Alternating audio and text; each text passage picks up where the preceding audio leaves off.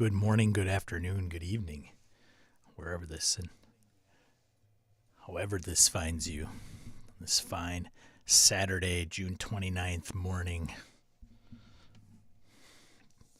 It's when this is being recorded. What's going on, everybody? What's the word besides bird?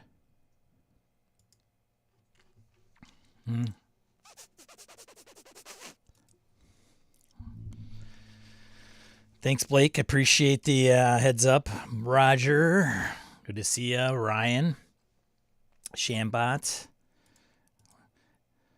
good. Todd, good to see you. William, Eileen, Flint. Eileen, morning. Little early surprise. Give her a creepy look. Stupid mic won't go backwards. Roger again. Thanks, buddy. Wayne, good to see ya. Harrigan, good to see ya. Hope you're home. If not, you're on the road. Safe travels.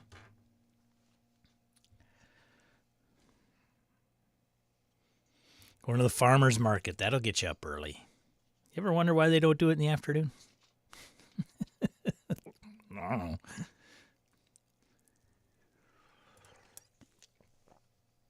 Oh, breakfast. So you two are having like Hostess chocolate mini donuts and vanilla Coke. Well, all right then. Hey, Tad. Good to see you. Morning.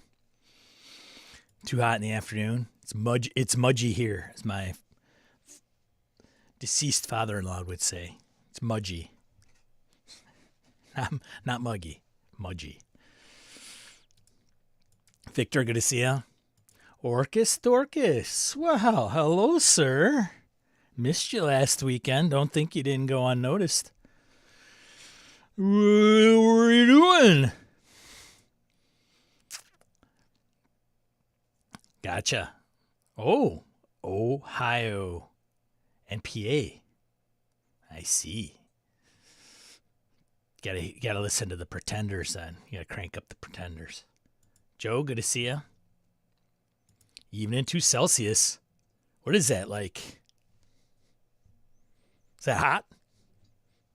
That's hot. That's actually not hot, but well, it's the winter time, Blake. You got any snow there? You got any snow? I always try to get some kind of pastry. Not a pastry. 35. Ah, that's heat wave. Heat wave for the winter. Do you guys ever measure in wind chill, Blake, Ryan? Is that term used in Australia? No snow here. Plenty of rain. Rain? Well, I suppose 35. It's right at that cusp. Do you ever get snow? Do you ever get snow there? Does it get cold enough to snow? I mean, 35 is cold enough to snow. Yeah, wind chill takes 5C off most days. 5C. Okay. 5/9 Celsius is 1 degree Fahrenheit. Just in case you guys wanted to know. I believe that's the translation number, conversion number. Snow here. Climate's like Phoenix. Well, I don't know if it's like Phoenix now. Yeah. Oh, shoot. You know what I forgot to do? Ah, man.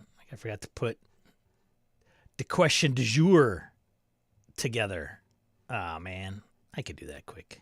Shouldn't take but a second. I don't know what I was thinking. I thought I was all done. Did everything else. I think I even copied it to my clipboard. I never went into OBS to paste it. Bear with moi. I'm a trained professional, folks. A trained professional. It's a good one. Blake Ryan was on fire. He gave me a few, and I thought they were really good. I don't know what that is.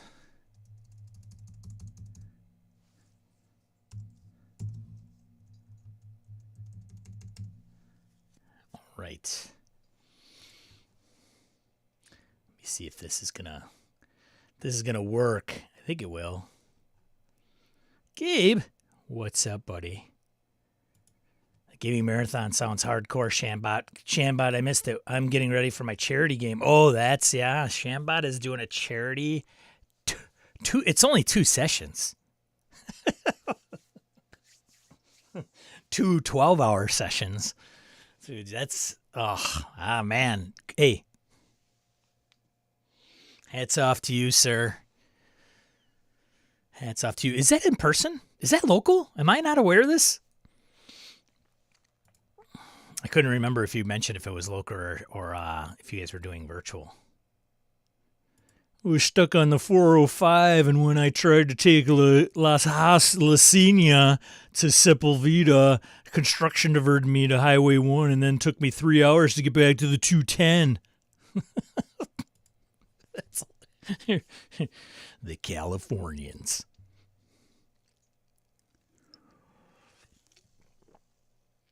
Nice answer, Orcus, indeed.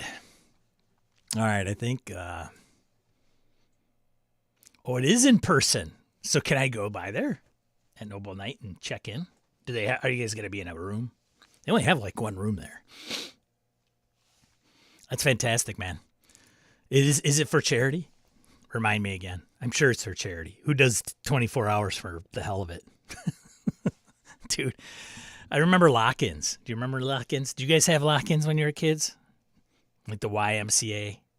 Your parents would send you there and you'd have, a lock-in. You could, do whatever you want the whole time. You just had full reign of the YMCA.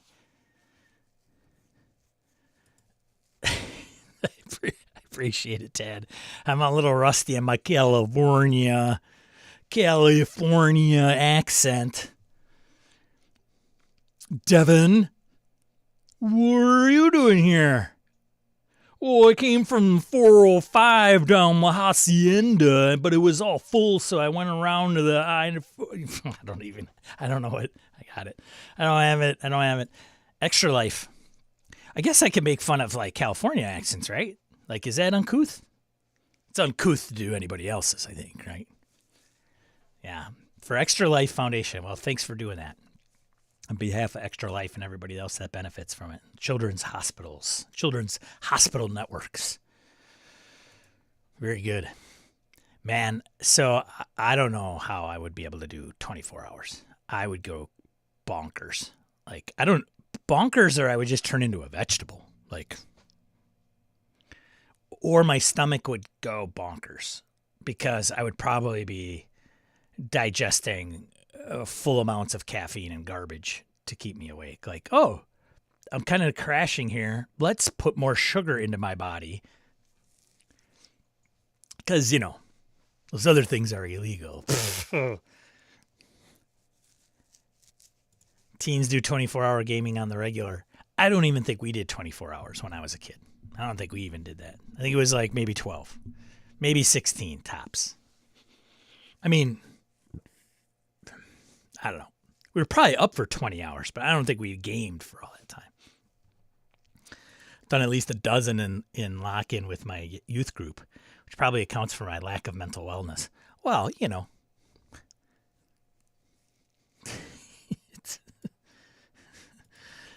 Sean eats 2 handfuls of chocolate-covered espresso beans, film at 11. I've done that. I ate them like candy one day, thinking it's, they taste all right. Freebasing caffeine, We did a couple times, but that was mostly goofing off. I think that was the same. I think the longest session was a question of the day at one point. It was indeed. All right, let's get in it. Speaking of which, good transition. Good transition here again. Good prompt. What would... This compliments of Blake Ryan. Go check out Blake's work on Drive-Thru RPG, Don't Pay the Ferryman, and other assorted RPG, specifically around Powered by the Apocalypse mechanics. What would your RPG TED Talk be about? What would your RPG TED Talk be about? It's a good one. I like it a lot. Thanks, Blake, for supplying the question of the day this week. Not question of the week. Question of the day this week. It's the Thursday. It's the Saturday edition of Monday night question of the day for the week.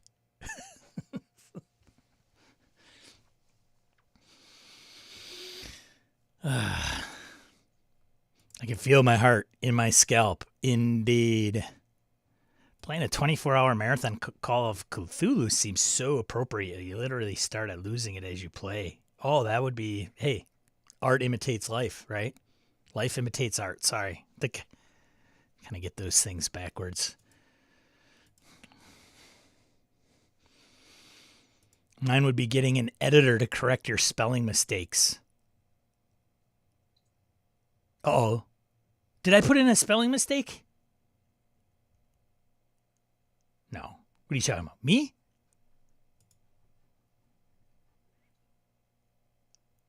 What would your RPG TED Talk, I could probably capitalize that, but be about? Well, that's fine. Whatever. There's no question. Like, I look at some of my RPG documentation. I'm like, oh my, or even Discord posts. I'm like an idiot. Like, who is this guy? Gabe says, gamist, narrativist, simulationist plus emulationist. I look forward to that TED Talk. You have the platform, sir. Todd Crapper would be, let me tell you about my character. Phil, where you been, buddy? I've missed you, Phil. Let's make it real creepy. Should I zoom in? System matters. Ooh. Oh, all right. Some familiar ones. I would like to hear your specific takes into, on an individual basis. I would tune in and pay for each one of those. Yes, me?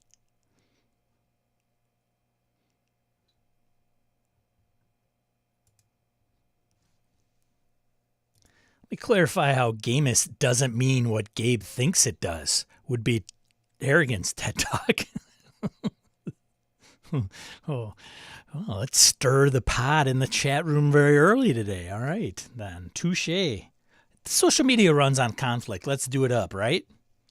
Hey, if it's going to get views, let's rage bait. Oh, what would? Uh-oh. Thank you for pointing it out. I couldn't, like, it's weird. What are you going to do? Let me go in there.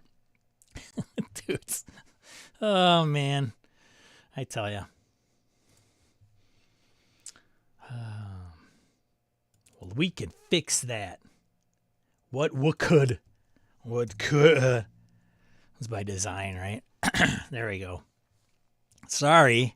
Thanks for pointing it out. It's like one of those, it's like resumes, man. Don't read your own resume. Do it. Have somebody else read it. You are bound to look over the same spelling error over and over and over and over again. Thank you for pointing that out, guys. Gabe, thanks. Eileen. All right. We're sure you would have checked your spelling if you had time. Yes. Look at my scroll. Now everybody's coming out. Hey, dude. Like the whole time. If only your spelling was better. Meanwhile, Sean's like, what are you talking about? All right. We got it squared away. Thank you very much. Success with the consequences more interesting than failure would be Roger French's. Success with consequences more interesting than failure. What would the title be? We gotta judge that title. Failing is good. Falling on your face, the upside. Wayne says, wait, what's the question? What would your RPG... It doesn't matter if I have it scrolling or not. Frankly, now, in defense of Wayne, he might not be watching. He may be listening, so... What would your RPG talk be? What would your RPG TED Talk be about? Todd says, using TTRPGs for allegory, how games can help us confront real-world problems. Ooh, that is a topic. That would be up on YouTube on the TED Talk channel for sure. For sure. TED Talk, gaming narcissism, and this is what my character would do. Ooh, okay. There's a dynamic. Blake's failing campaigns, to fix or not to fix. To let it crumble or not to get out the what is it? What's the word? What's the tool I'm looking for? Oh man, I can't think. Can't think this morning. Orcus Dorcas says mine would be how to maximize your pretentiousness as an indie RPG designer. Whoa, shots fired, man. Come on now. Come on. You don't think there's pretentiousness in the non-indie RPG design?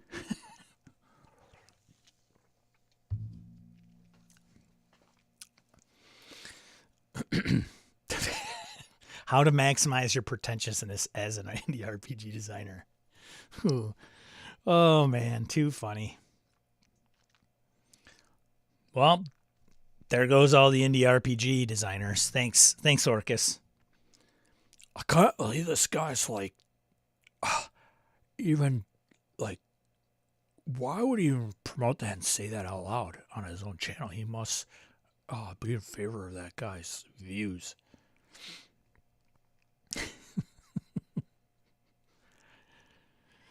My TED Talk would be about how many supplements would you publish before you move on to a new system or project, why you should only put out 5 supplements for your game, or how to not water it down by Shambot. Eileen, gaming with disabilities, accessibility in RPGs. That would be a good one. One I would not be able to speak to intelligently. Probably wouldn't be able to speak to many of them intelligently. Honestly, that one deserves a special attention. Todd says I just participated in a podcast about the D12. That could be a TED Talk. D12s, the overlooked die.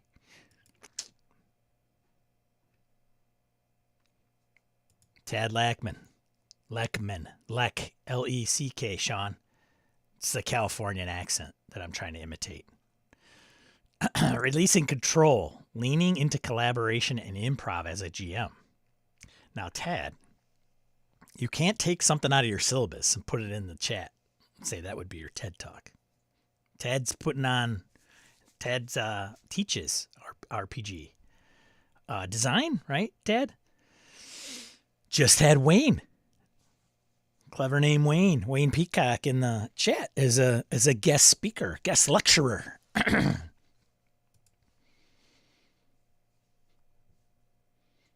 Laramie, hey, it's all right, buddy. You're here. That's okay. Wayne says, why your favorite TTRPG sucks? Not really. How about how to read a Chiron? Okay, there's one. Morning reading aid.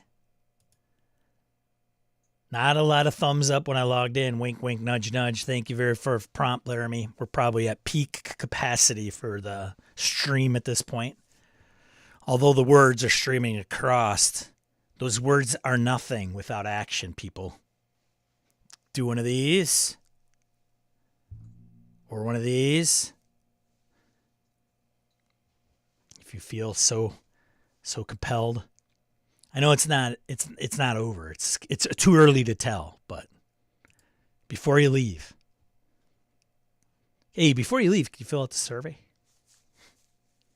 Wayne says, why TTRPG should be your favorite hobby? Oh, bam. That talk for me would be like one sentence. Because it should. Thank you for my TED Talk. I'll be outside signing, I don't know, napkins. CJ, good to see you. Game Master prep isn't wasted if you liked doing it. All right. Up to 9. Thanks, Gabe. Morning, Ben. I know there's more than 9 of you in the chat. Morning, Ben. What would be your RPG TED Talk? Gotta wrap this up pretty soon here. Been going about 20 minutes. Not all on the question of the day, but Shambot says how TTRPGs can get us to talk to one another again. Wow. There might be some legs to that one. Here again, improving your game. Be a player to become a better game master. Hey, if you have like a platform, if you will, blog, podcast, YouTube channel, word processor. Oh, is that a thing? You got some ideas here. Chiron is the scrolling option, or scrolling caption I did not read, Sean. Oh. This is what happens when you have smarter people in the audience. I deserve that. Thanks, Wayne.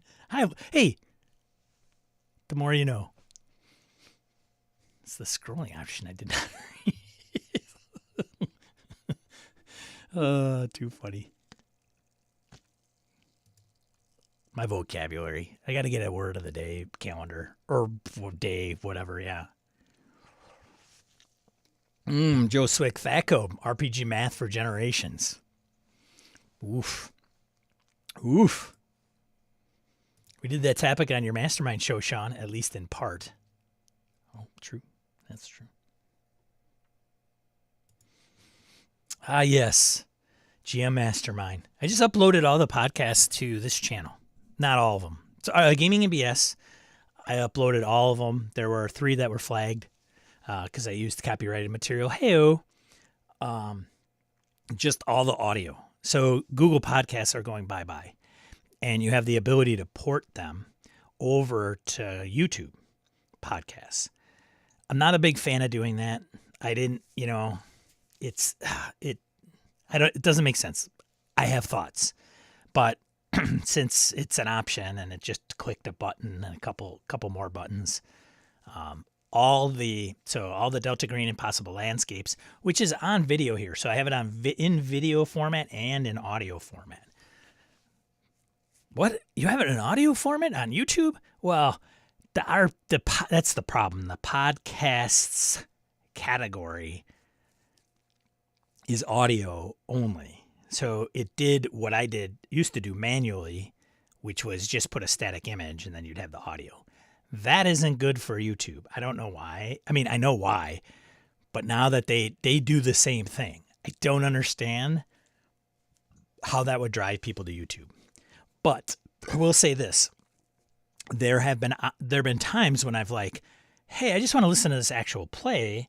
They don't have an audio podcast, like an RSS feed for their just audio podcast. Like I want to go to a podcatcher, find the exact same thing that they had done, actual play video, but just have the audio and subscribe and come one episode after the other. And that doesn't happen. So I have to resort to, I have to pull up YouTube and then listen to it as it's playing video. And if you don't have premium, you have to have your screen unlocked on your phone. It's a mess. Anyways, the GM Mastermind, DG Unsanctioned, which is the Impossible Landscapes live play, the Next Hex live play, actual play for Forbidden Lands are now on this channel. And then Gaming and BS, I think there's like 380 episodes on Gaming and BS's channel. There should be more. There should be like 410. I'm not sure why the numbers aren't matching up yet. And they're probably still uploading or going from here to there, like Google Podcasts to YouTube. And with Gaming and BS, the later, 200 shows, we did do video. and audio. So there's going to be a video and audio, same episode. Just that the audio will be powered by the RSS feed. In case you guys wanted to know all that stuff. Tad says, I either want to steal some of these topics for my classes or host a symposium and make you all present them. These are great. Yeah, I've wanted to do that, actually, Tad. I wanted to, like, not be EsserCon, but someday just do a Saturday morning or something, not a full convention, and maybe even do it for free where people would just do a 15-minute talk. What's a TED Talk? 15 minutes? 10 minutes? 12 minutes? I don't even know. And they could just... you put it on a grid and people just tune in. And then you could do different tracks, like player track, GM track, zine track, or design, you could design tracks. So in the design track, it would be like designing zines, putting out RPGs, maps, cartography, whatever. Tabletop RPGs and the friends you make playing them. Hey, Andy Hall, good to see you. Yeah, that's a good one. I would do that one. That's the one I would do. Done. Like, that's the one I would do. I think I have a couple things to say about that. Going to go with stealing from every system to make your table the best table, or why no raw RPG is the right answer. Raw as in rules are written. Tad's class was a great experience. Well, that's good. There you go. Wayne, would you come back again? I absolutely would. Well, great. Fantastic. Ryan West, History of TTRPGs. Ryan says, that's happened to me, Sean. I listen to actual plays sometimes while I'm working, depending on the work I'm doing. Yeah, that's the thing with actual plays. Unless there's like some weird map or positioning or tactical thing, or maybe a handout that's not fully described in the audio, actual plays, man, they're just audio. Joe says, I have an archive if you need it, Sean. For Gaming and BS, I have all those, for sure.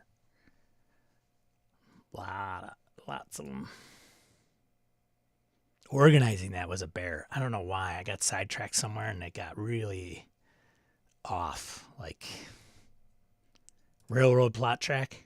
That's a good one. All right, we're going to wrap this up now. The last few here. A real one. Why expecting TTRPG reviewers to play all games before critiquing them is both selfish and unrealistic. I have a feeling that that strikes a chord with you, Orcus, for some reason. I'm not sure why.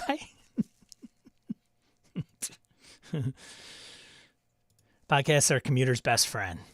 Video podcasts sound like Diet Cola. Someone just tried to cram two things together to make the platypus of content. Yeah. 18 minutes or less for a TED Talk. Good to know. The more you know, Shambot. I've learned two things already. Yeah, most everything LBS or GBS. This audio diatribe about actual play sounds like a TED Talk. Well, there you go. Let's get into it, right? So thank you for contributing. I look forward to each and every one of your TED Talks. So that was the setup. I have it documented now that you'll be doing it. So, okay, step up. Oh, Litterbox Studios. Got it. Yes. LBS, GBS. I'm seeing a theme here. All right, let's get into, I guess, RPG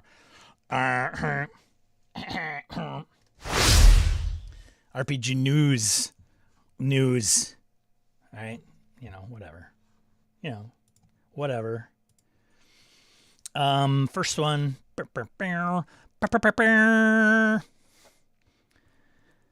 Modifius Entertainment acquires Strato Mini Studio. Not Strato Mini Studio, child. Makers of Hard War. Hey-o. Well, all right then. Modifius Entertainment has acquired Strato Mini Studio, a Polish miniatures company, if you've not heard of them. The manufactures resin miniatures and makes the Hard War, Retrobots, and Stratoyager games and miniature lines. So the deal includes Modifius assuming control of future development of these lines, and they plan to relaunch Hard War, the 6mm scale miniatures range and game that revolves around sci-fi mech, armor, and aerial combat. So there you go. I mean, not really RPG related, but RPG company. So there's the tie. That's how they get you. Link in the chat. That's coming from ICV 2.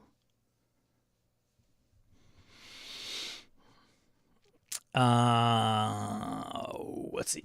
Excuse me. Next up, Orbital Blues. It's a bundle. I gotta get a bundle. I've been saying that for a while. Just gotta get a bundle segment. Orbital Blues is a bundle. You guys look at Orbital Blues. Anybody own Orbital Blues? It's a lo-fi space western tabletop role-playing game from Soul Muppet Publishing. This is the rock and roll future of yesteryear that never was and nobody wanted.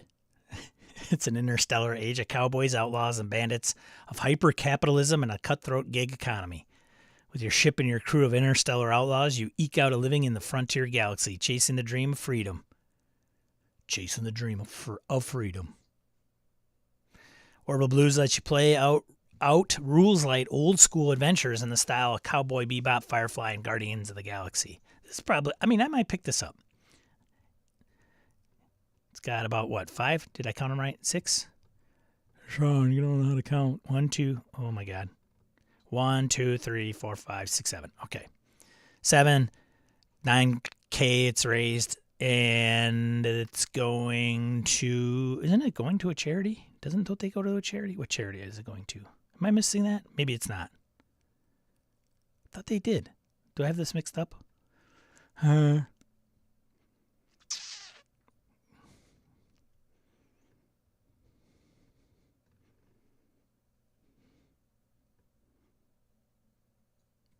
Maybe not.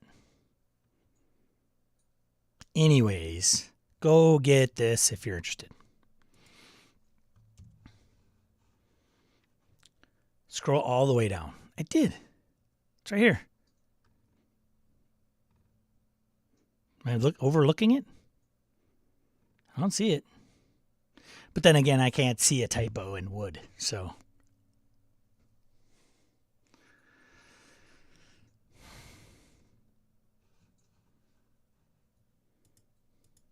Victor, you played it yet? Roger says, buy it, run it. It's great.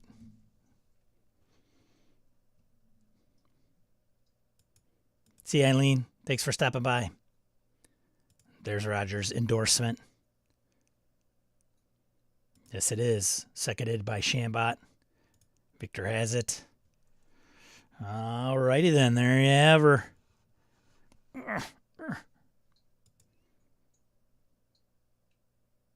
Oh, listed before the product details? I thought I scrolled up and saw it. I didn't see it. Right there, it ends.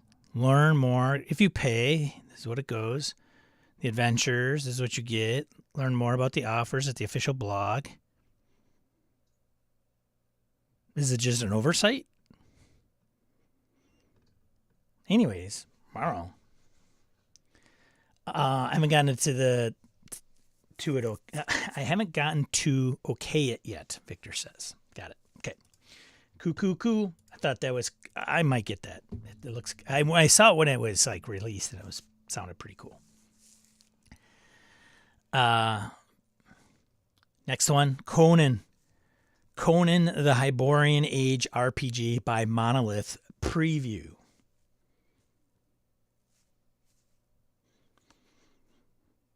So for those of you that may or may not be aware, Modifius owned the rights to the Conan RPG for a while and then no longer. And now this organization now oversees the license, Monolith.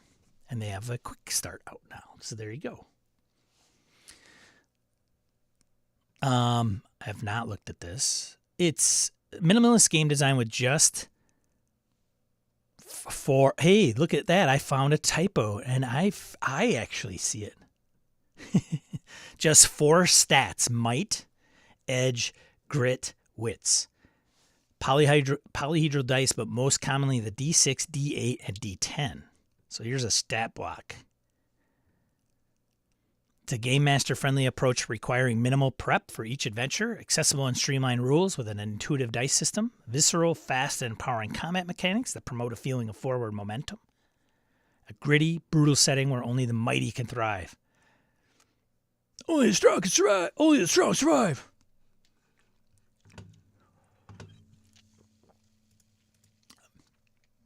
Fair.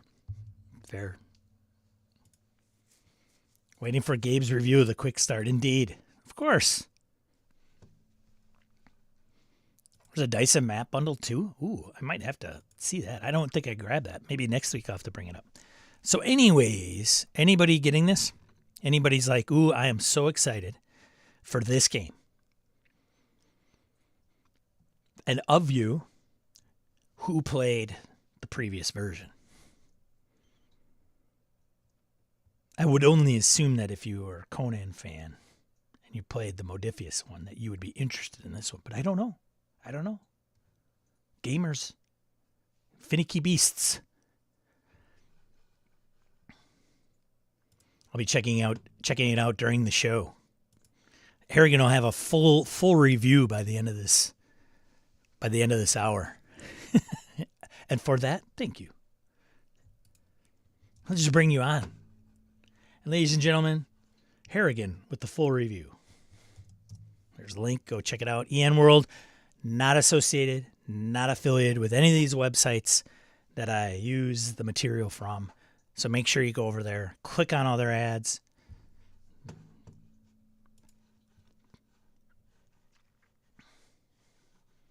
Come on, mousy mouse.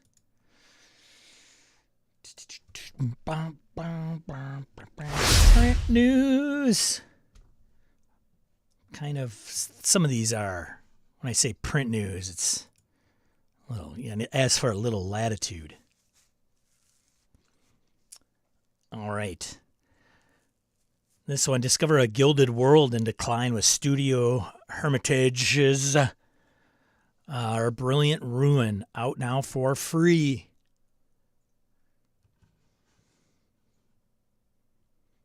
Reading it says, I'm excited. Played 2D20 Conan campaign ran by Gabe and enjoyed it. Lots of fun. Very good.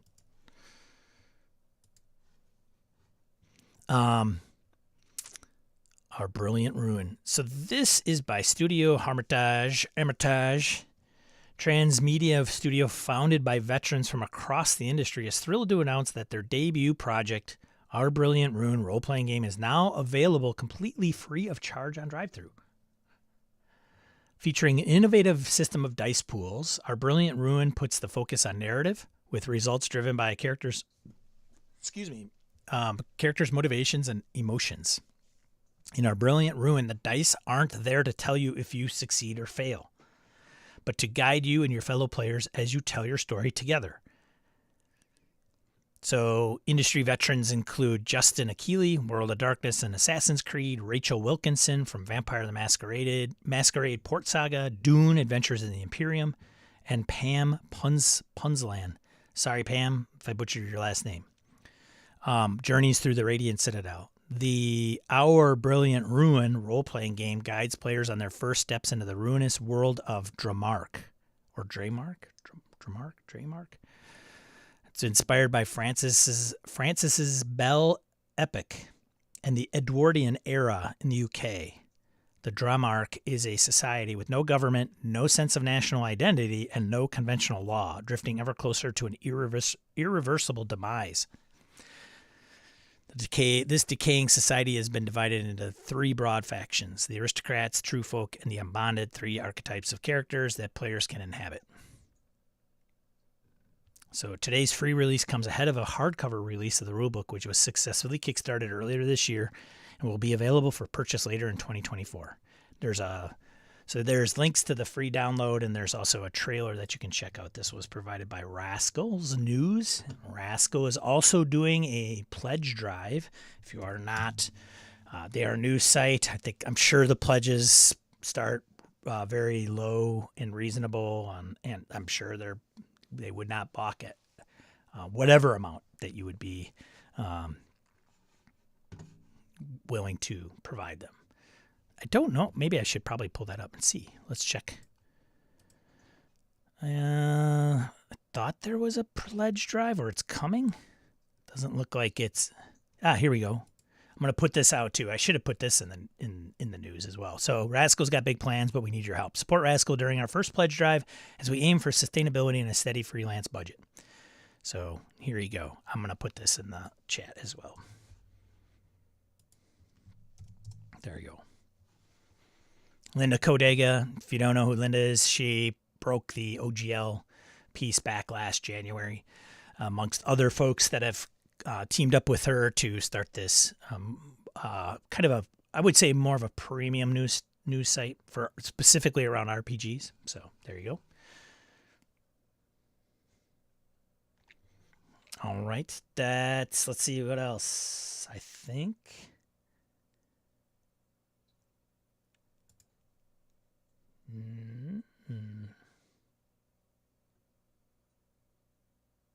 Oh. Trilogy. Well, I'll pull this up first again from Rascal. So the announcement side of Rascal is, their press releases from RPG companies. I have to find a way to get them myself. But regardless, that's why they're free. Some of the other premium content is by freelancers and they pay them. So, Trilogy, epic fantasy and worlds of your own making. Trilogy, okay, so this is a tabletop RPG offering exciting character-driven fantasy campaigns set in a world you create in play. So some might say, is this a writer's game, a writer's table game type? It sounds kind of like it. Built on the well-known Powered by PBTA, Powered by the Apocalypse framework, Trilogy is a GM-led game that works best with 3 to 6 players, including the GM. Although it takes inspiration from other games in that family, it marks itself out as a game designed for telling a wide range of stories within the fantasy genre. It can run epic quests, whimsical exploration, or gritty conflict depending on the tone and setting you decide at the table. So that's their way of saying, look, we're using PBTA, but it's not like every PBTA game. My interpretation. So where most fantasy RPGs either offer a game setting or often with supplementary books of lore and background or strongly imply one through the game text, Trilogy guides you through the process of collaboratively creating the world at the table before you create your characters and begin their story. So be interesting to do as you kick off a game in the fantasy world. Talk about some investment. That would be kind of cool. Kingdom from Ben Robbins is, something like that. But it also goes into playing in that world a little bit from Kingdom. But you could use it, create the Kingdom, and then switch over to, your system of choice for adventuring, if you will. So if you're interested in this, check it out. I'll put a link to this article on Rascal as well as the Trilogy website where you can go and get it. And even find out even more information about the game. Like where to buy it, the downloads, the Q&A, all that good stuff. No. Just ones that stood out to me this week. There's plenty of other ones out there. Boink, boink. There you go. Oh, Sean, I was going to say and got sidetracked. Dictionary.com has a great word of the day. I posted to CheapCon's Discord daily so people can guess the definition. Might have to do that. Thanks, Laramie, for the tip. But that's what every PBTA game says.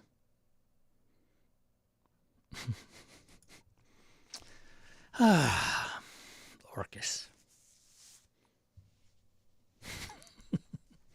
I got you, buddy. I got your number. I know who you are. All right. Moving right along, man.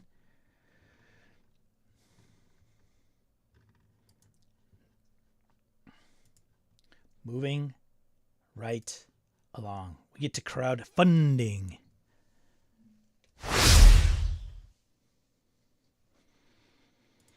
First one up.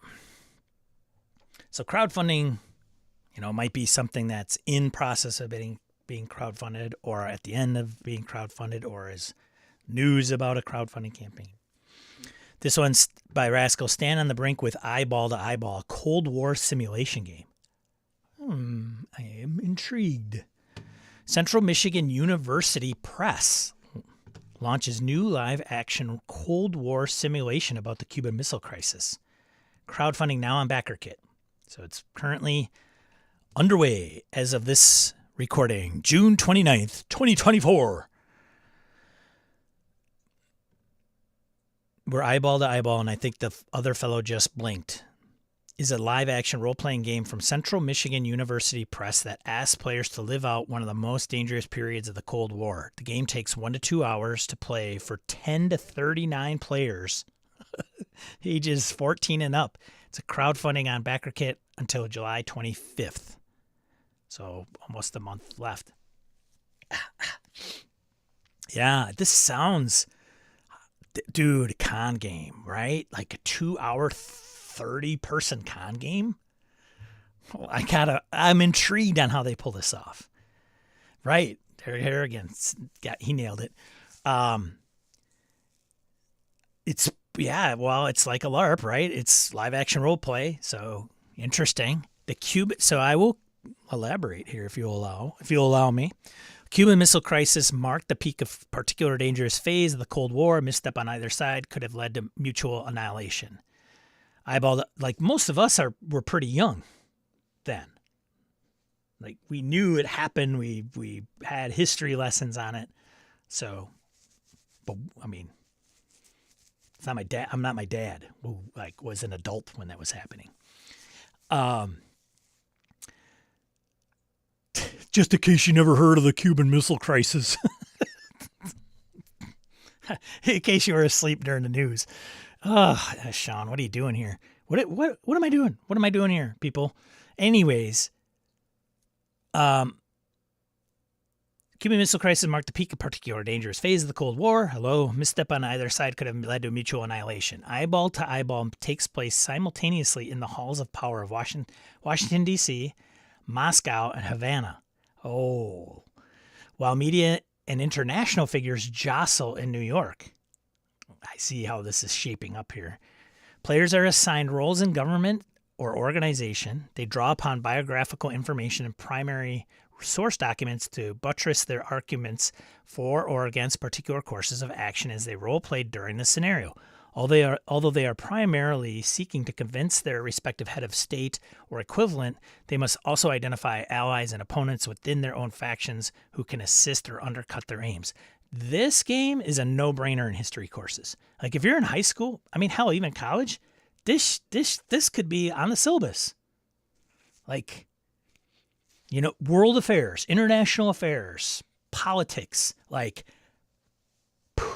we'd like to issue this RPG and we're going to run it for a class and then lecture about it, the results.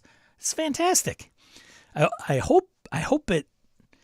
I have hope for it. I hope they pull it off, and it's a great game. This game reinforces understanding of a diplomatic crisis at the height of Cold War hostilities and is a quick-paced case study of the complex nature of modern governance. I don't even know how I would put this game together personally. Even amid the ideological clashes of Cold War superpowers, smaller nations and non-state actors could and did influence international affairs in surprising ways. For designers Ray Kimball and Kimberly Redding, Eyeball to Eyeball is an opportunity to create a game that emphasizes the difficulty of decision-making in international crises while also being easy to pick up and play, according to Ray Kimball. So this is Ray talking. I wanted this to be a game that people, players, and game master alike could come to with a minimal level of preparation, which I would say if you have 30 people and it's a 2-hour game, you got to really trim that down, right? He continues, with the constant pressure of time in everyone's lives, I wanted this to be a game that you could walk up to, read your roll sheet, and get right into it. To that end, we've tried to provide options for everyone from casual gamers to graduate seminars to have a great experience. It's been played in colleges. There you go. It's been played in colleges, service academies, high schools, and war game conventions. Whether you're looking for a classroom exercise to deepen student understanding of Cold War dynamics, a group development exercise in organizational engagement, or an engaging Cold War simulation parlor LARP, Eyeball to Eyeball offers a unique opportunity to relive and understand the past. Dude, I'm so in on this. I'm going to get in on this.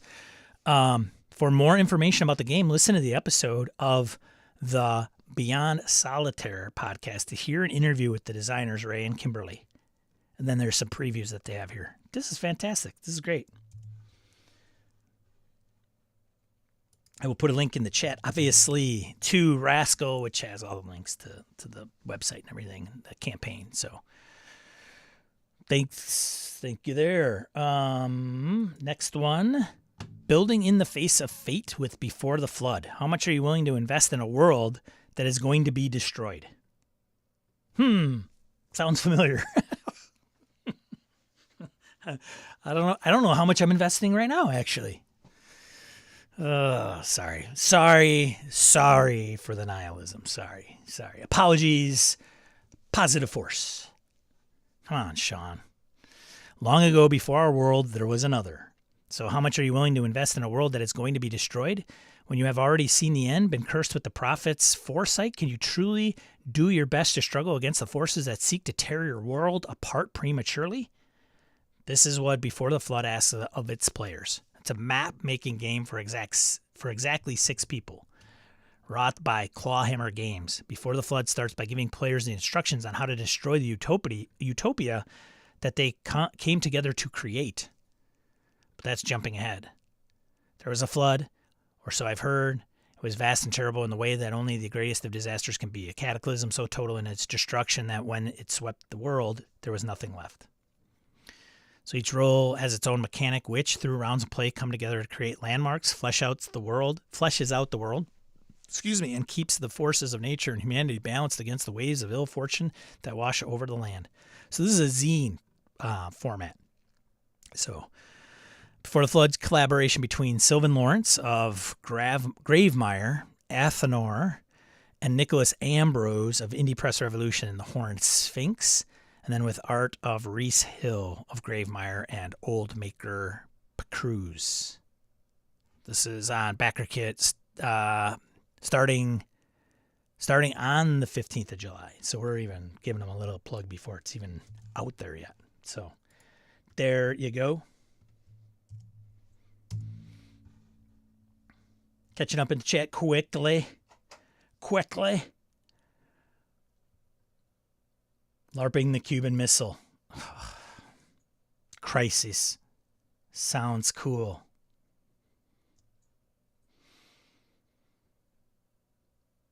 Stupid thumbs. Okay. Okay, doing primary source research during that game sounds like it might need looking at, says Harrigan. Nice. Though I suppose you could retreat to the study with the Guinness pipe and your sheaf of papers. There you go. Todd says, the very premise of this game seems like it's best suited for those who don't know the details. How information is discovered and presented can change the outcome drastically.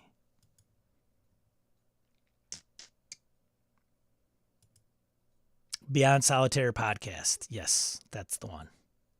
And then Blake. Yeah, I hear you, Blake. All right. Next up. That is not what I wanted. Oh, yeah, I do want this. All right, folks. Still sticking with Rascal and some of the announcement they've been blessed with. Slim Colorful's 55, the 55, the 5-5, the double 5, the double nickel, Fiver, the stylish supplement for your favorite RPG or favorite cyberpunk RPG. A slim, colorful zine. You can tell by just the aesthetic. It's got cyborg written all over it. With hundreds of character locations and narrative opportunities and a massive arcology full of wage, theft, and woe, compatible with cyborg. The mega block of capsule apartments, ruin amenities, gangs, and mysteries. A city with the city. Some residents have never left. Some make things you cannot find anywhere else. Most are desperate. The corpos and cops call it Stack, number 95563. But everyone who lives there calls it the 55. 28-page zine. Begins on July 2nd. Runs 2 weeks. Don't blink. This one's going to be over quick. Looks like you can get early access to the supplement as well as printed copies, pages from the notebook where the 55 was conceived and posted with the cover art. So, sounds like it's pretty baked, ladies and gentlemen. So, if you're a fan of cyberpunk and cyborg, might be one to check out.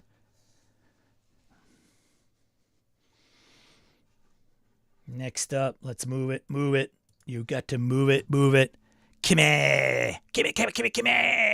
From Golden Lasso Games, paid our Discord a visit. Thank you, Kimmy. Haven't listened to Kimmy. She's the head of Happy Jack's RPG network of shows. Go and check them out. She had also put out, I'm trying to remember the actual title of her product. Demecula? Is it? I don't remember. It's a tarot game, tarot product that won an Emmy award, I believe. I can't remember if she had silver or gold. But anyways, Starscape, she is going to put this out. It's a PBTA-ish game about starships and its crew. If you want more information, we have information on the Discord. I will post this here. You can get notified on launch, which is, I don't think there's a date on here. She might have put it on our Discord, like, hey, I'm launching this thing on this time. Decuma, thank you. William, yes. Great product. So go and check that out. Just proven crowdfunder, project designer, executor. So I'm going to give Golden Lasso Games is her company. So go and check that out.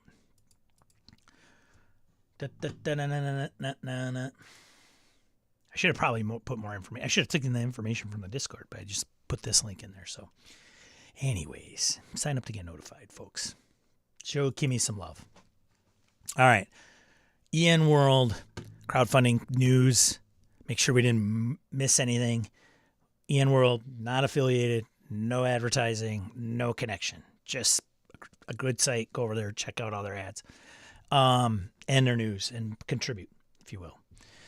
Some of the things that they're putting out on the crowdfunding is usually in the last final days. Sometimes we even come over here and some of the campaigns have already ended. But we digress. Moving on. So this week's... Oops, I got to pull off... Sorry, William. Oops, there we go. Did I miss Mork Morg? Oh, I should probably pull that up, right? Okay. I will do that. So let's see. SLA Industries 2nd edition Cult from Nightfall Games. This is the S5S system. Source book, 80 quid. Shipping and handling for the PDF and print versions. Two new source books. Threat Analysis 2 Cult and Operative's Handbook.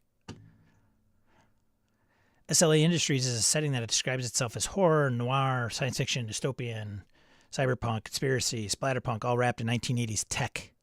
In this universe, one corporation owns it all and you're fighting back. Funded. 43,000 quid of 5K quid goal. Next one, Bump in the Dark, the revised edition. Updated streamlined rules. I think this was brought up probably prior to even their campaign. So it seems to ring a bell. It's on backer kit. Forged in the Dark mechanics.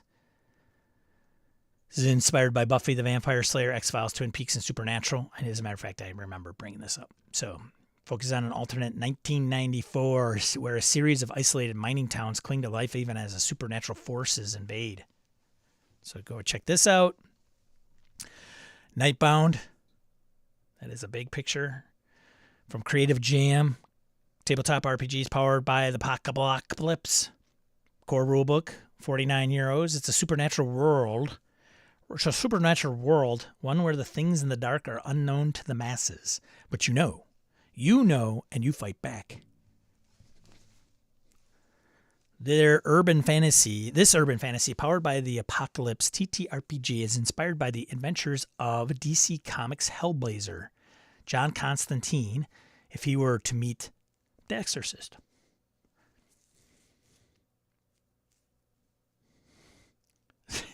Strange wording. Meeting the Exorcist. Yeah, okay. Games use PBTA to take advantage of the system's versatility to offer expansions for running the game in Victorian London, World War II, Japan, or the American Roadway, all using this system for their settings. Go check it out. It is funded. Bear, bango, bammo. Brutal death metal-inspired chainsaw and sorcery TTRPG. That title is interesting. So I will keep scrolling. It's Merc Did by Blick Games. Blick Games. Is it Blick? It's a Merc Borg system. It's all about the umlauts. Merc Did. That's totally dead. Post-apocalyptic industrial medieval chainsaw and sorcery death metal hack. Did you get all that? All right. Taking place after the Merc Borg apocalypse, this standalone TTRPG unleashes you into a medieval industrial world where crude oil has been discovered. Highlight of this game is over-the-top attitude. What? No, come on. And alignment, please. And with the belief that the chainsaw fight scene, the Nicolas Cage movie Mandy, was everything you want in a TTRPG. Merc Dead adds a new metal rule with the brutality system. To participate, you described gory deaths while growling death metal references. Hey. So you got that going for you, which is nice. If you're into death metal and Merc Borg, this campaign is worth the review. It's funded. Next one. Merc Borg, man. Let's go on Merc Borg. It's Merc Borg week here on crowdfunding. End of crowdfunding campaigns. Wasteland Degenerates Jumper Cable Edition from Scott C. McDonald. This is on BackerKit. It's for systems are Cyborg and Merc Borg. So Berg. Powered by Berg. RPG Zine. To build excitement for their upcoming Mad Max meets Cyborg and Merc Borg compatible TTRPG, Scott C. McDonald is crowdfunding this Jumpstart primer. Or primer, depends on where you're from. Zine X is a source book for those systems, providing a taste of the world and new mechanics before the full game rolls out. Next one, 3 5e one-shot adventures, the Morley adventures for 1st to 4th level characters. Nice sweet spot. Plus the new Legacy of Morley's Workshop Adventure. This is by the from Dark Realm Roleplay. Adventures, £4 for 3 PDFs. No AI art. 3 one-shot adventures based around the cursed Morley's Workshop. There you go. It's funded. Technomancer, Mothership. When are we going to see a fathership? Just saying. Technomancer, a pamphlet adventure for Mothership. We could see sistership too. Brothership. Get a whole family of ships. From Crumbling Keep, RPG pamphlet. This is a pamphlet adventure from the Mothership RPG 17-inch by 11, 12-panel, quad-fold pamphlet. Provides extras like a player's card with QR codes so the gamers can see real-time reveals and multiple audio clips to help immerse you in the adventure. It's got some interesting mechanics such as a 3-hour timer that advances every time a character takes an action. Whoa. Every 15 minutes along the timer, something happens. The idea is a space adventure that has more direction and events than would be expected from a pamphlet offering. So if you're a fan of Mothership, innovative design, and one-shots, this may speak to you. It's funded. It had a $300 goal. It's at $6K. And then lastly, but not leastly, Ian World's Advanced 5e. For 5th edition and Advanced 5e, source books, Void Runners Codex Sci-Fi box set for D&D. 81 quid, a 5 quid goal. There you go. There you go. We're almost right at the hour. Oh, let's get into Smorkborg. Smorkborg. Smorkborg. Smorkborg. Is it, what is it on? Is it on Kickstarter, crowdfunding? It's not coming up. I'll just put crowdfunding. I don't think it's going to come up, though. We'll see. There's Redborg. Need more. Redborg. Did you guys get into Redborg? It's funded. I think it's over. Not even pre-order. It's not Redborg. Redborg? We missed that one? Oh, that looks fantastic. The revolution begins. Redborg. Smirkborg. Morkskep. Nah, I don't know where it is. I don't know where it is, Kevin.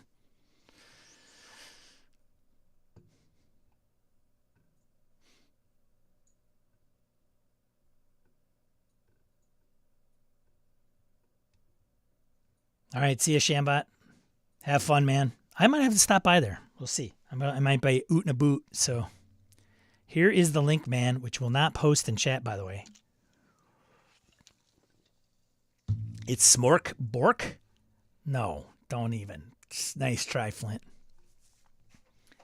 Is it just me, or are they only 2 likes for today so far? 2 likes? What? I thought somebody said 8. Did you guys remove some? Remember, on the way out.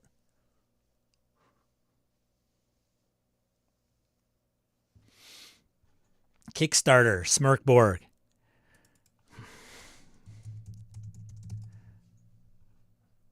Okay. I don't know, man. Oh, my God. Would you look at these? Look at all these. 203 projects. There's a lot of Merkborg in there. Veilgrave. Launching soon. The Dirty Vortex. No. Fold the Freak. Animort. Dungeon Domains. Is it even live? Is it even out there? I'm seeing 19. Thanks, Gabe. Gabe's my thumbs upper counter. It's right there. And did I miss it? Animort, Dungeons, Leviathan, Murkdod. Here it is.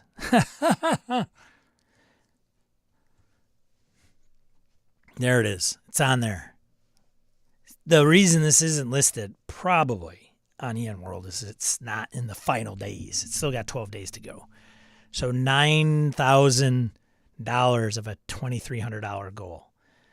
An irreverent hack of Merkborg featuring a bunch of yellow goblins and weird mushroom hats. Looks familiar. I hope they don't.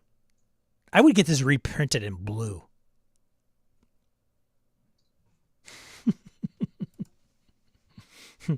Everything yellow is blue.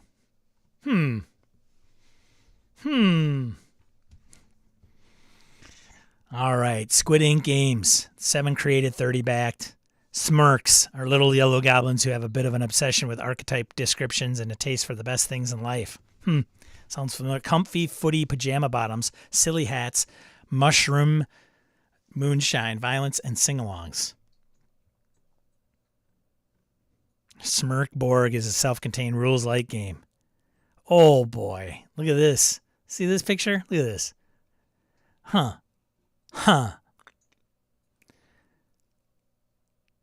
Who's that guy? The red guy. Well, all hail parody, right? Oh, man.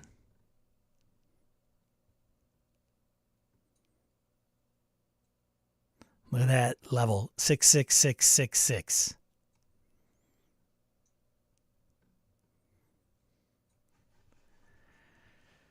But everything Merkborg needs yellow and the occasional electric violet. Well, what about Pirate Borg? Come on, Orcus. You're slipping, buddy.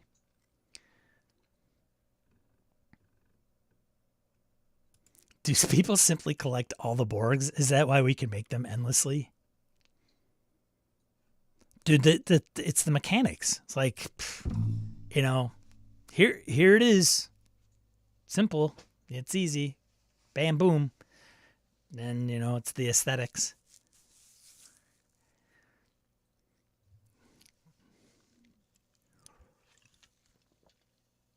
Smorks are 3 pairs high.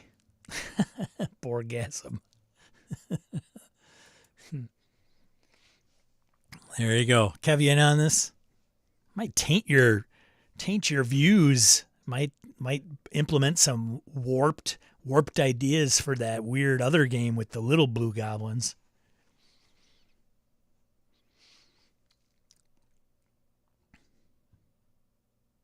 All the Borks coming to an eBay near you. Oh Lord, it's the Pokemon of the Indie TTRPG. Catch 'em all. Merkborg. 3 rotten pairs, Tad. Yeah, Tad. That's important. Because, you know, if it's Berg, it's not shiny, fresh, and new. The irony, right?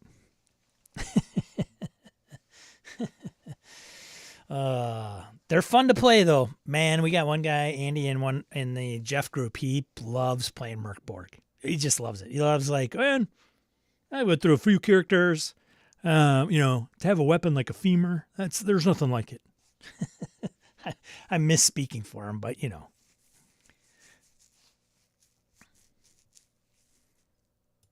Come and sue the Merkborg version of the Snorks in your favorite Saturday morning cartoons. Saturday evening cartoons, maybe. Well, thanks, everybody, for joining me this fine Saturday. I really, really appreciate it. Yes. Thank you. Thank you. I want to also thank you to some of these folks as I point in the wrong direction every weekend for being part of the Patreon. I appreciate that. You can sign up on Patreon and not, you know, you don't have to be a patron and contribute financially. You could still be a member there. Some things will be restricted, but, you know. Yes. So thank you, everybody. I really appreciate everything. You guys being here, the contributions, the chatter, the pointing out of my spelling errors for sure, taking part in question of the day. So, yeah, that's all I have. So we're going to wrap it up. Let's just wrap it up. Okay. All right. I promise right now. So, you know, go play some games. Make sure you're gaming. And you know what? If you're a little burned out, need a break, hey, that's okay. You know, you need to spend some time, you know, with your own thoughts. Hey, that's okay. But if you need some help, don't be afraid to reach out to somebody. You know, there's plenty of people that'll lend an ear. So, okay, yeah. Hey, good to see you, Tim. Just in time. Hey, everybody, Tim's here. Time to go. Oh, happy birthday, fellow Canadians. Oh, hey there. Oh, happy Canada. Happy birthday, Canada. American. Man, I don't keep track of other people, other countries. That's terrible to say, but come on. I'm an American. It's all about us. I'm joking. Okay? I'm joking. I'm kidding.